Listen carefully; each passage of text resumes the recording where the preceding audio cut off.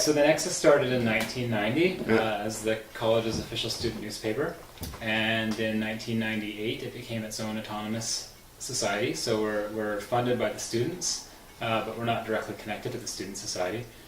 We are one of the biggest services on campus for students. We provide a newspaper every 2 weeks, and we've been doing it, like I said, since 1990. So yeah, it's really important to Camosun College. Well, we're the watchdog of the whole campus, and in fact, you know, it's not just the student society that we're looking into.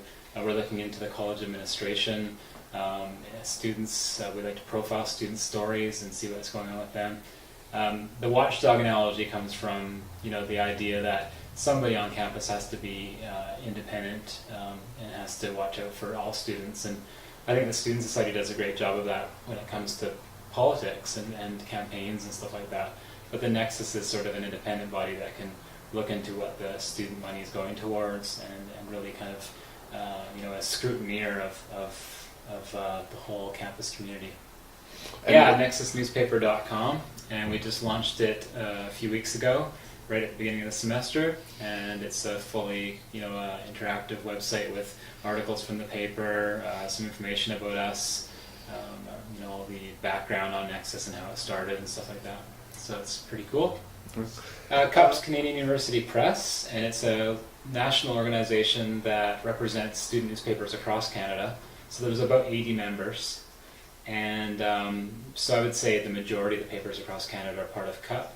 And what it does for us is we have to pay the membership fee, which is not cheap. It's a fair amount of money. It's in the neighborhood of $3,000 a year.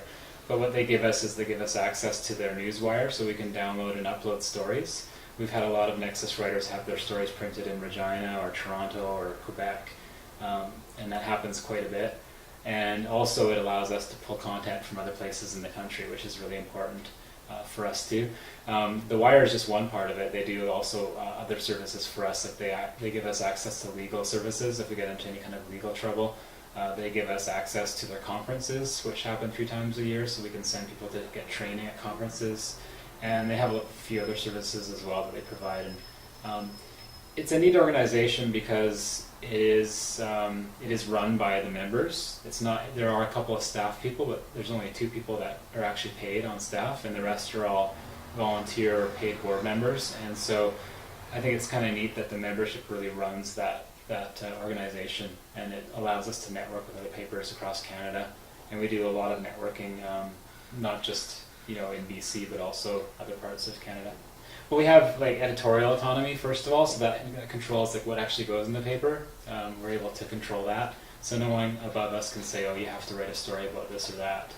That includes the college administration, which is really important, I think, that we're, you know, our own body separate from them, and also the student society. But also we have operational freedom as well and autonomy, so we're able to make our own decisions on, you know, what are we going to spend our money this year to upgrade our computers, or are we going to use it more for training, or are we going to use it for, you know, doing more color in the newspaper, or there's all different options of where we want to spend our money, and I think that's important as well. But our agreement with the Student Society has just been renewed recently, so that's very helpful. We've got that for a few more years, and the college has never made any kind of you know, bones about what we do. They're very supportive for the most part. I mean, they don't like when we write stories about them, especially if they're critical. You know, but at the same time, they do give us a lot of, you know, they don't give us a lot of hassle, which I think is really nice. Yeah. If students want to, you know, sort of chime in about articles that have printed in the Nexus, they can write in letters to the editor. We also have a section called Open Space, which is a 400-word piece that they can write anything they want, not in regards to an article, but any topic that they feel strongly about.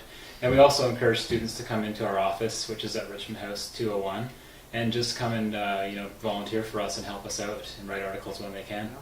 Yeah, they can email us at nexus@nexusnewspaper.com anytime, or they can give us a call on our phone, or even just pop into the office. Yeah, and they're welcome to pop by anytime. We're usually here Monday to Thursdays between 10 and 4.